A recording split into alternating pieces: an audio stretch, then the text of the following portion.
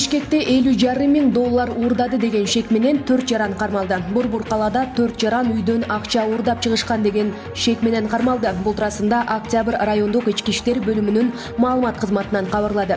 Августта милициянын кызматкерлерине Бишкек шаарында уурулук кылып жүргөн 2 адам туурасында кабар түшкөн. Тагыраагы Көкжар конушундагы үйлөрдүн биринен 3 августка караган түнү 50,5 миң доллардын уурдалганы боюнча кеп болгон. Аталган иш боюнча Жазык кодексинин 200-беренесинин негизинде сотко чейинки иш ачылган. Шектүү катары 18, 22 жана 23 жаштагы жарандар кармалган.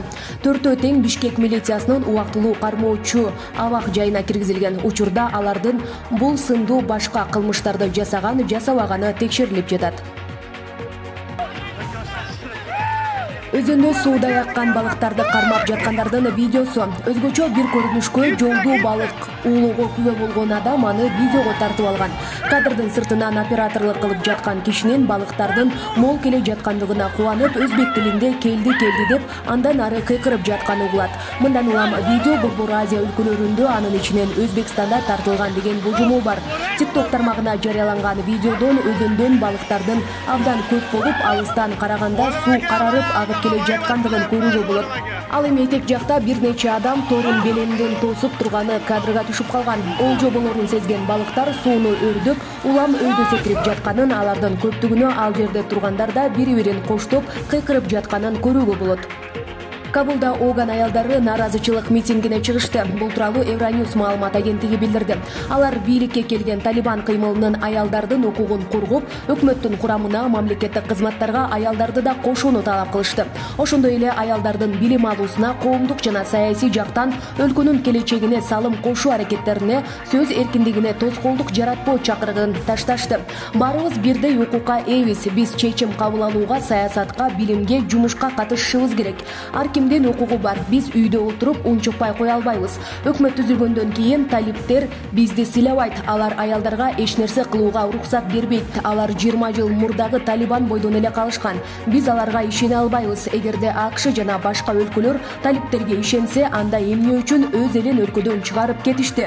Биз коркунучка кептеген жагдай ушул, деди митингдин катышуучуларынын бири. Белгилүү болгондой, талиптер Афганистандын жаңы өкмөтүнүн курамына аялдарды кошкон эмес. Ош менен Баткенде командалык машыгуу иштери аяктады. Баткен жана Ош облустарында түштүк 2021 деп аталган командалык штабтык мобилизациялык машыгуу аяктагандыгын Коргоо министрлигинин маалымат кызматынан кабарлады. Ага Коргоо министрлиги, Ички иштер министрлиги, өзгөчө кырдаалдар министрлиги, чек ара кызматынан 200 кызматкер жана 1,5 миң жаран катышкан. Коргоо министри Таалайбек Өмүралиев машыгуу аяктагандан кийин салтанатта мындай иш-чаранын мааниси зор экендигин айтып, катышкандардын жогорку жоопкерчилиги үчүн ыраазычылык билдирип, иштеринде ийгиликтерди каалаган. Ал эми түштүк 2021дин өзгөчөлөнгөн катышуучуларына министрликтин атынан грамота тапшырылган.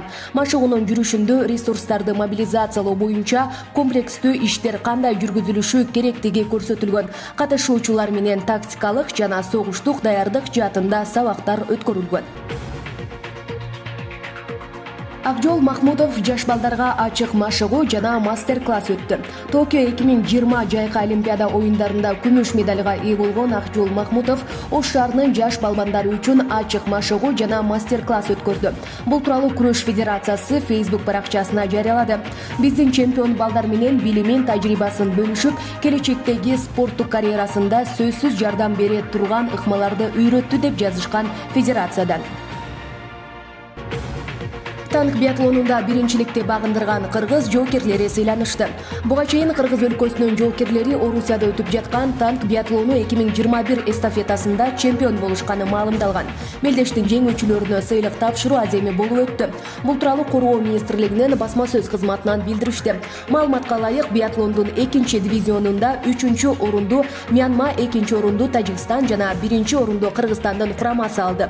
Кыргыз аскерлери 1-орунга чыккандыгы үчүн кийинки жылы биатлондун 1-дивизионунда күчүн сынайт. Кубокто 2021 жылы 2-дивизиянын жеңүүчүлөрүнө кургактагы аскер бөлүгүнүн башкы командири, армиянын генералы Олег Салюков тапшырды.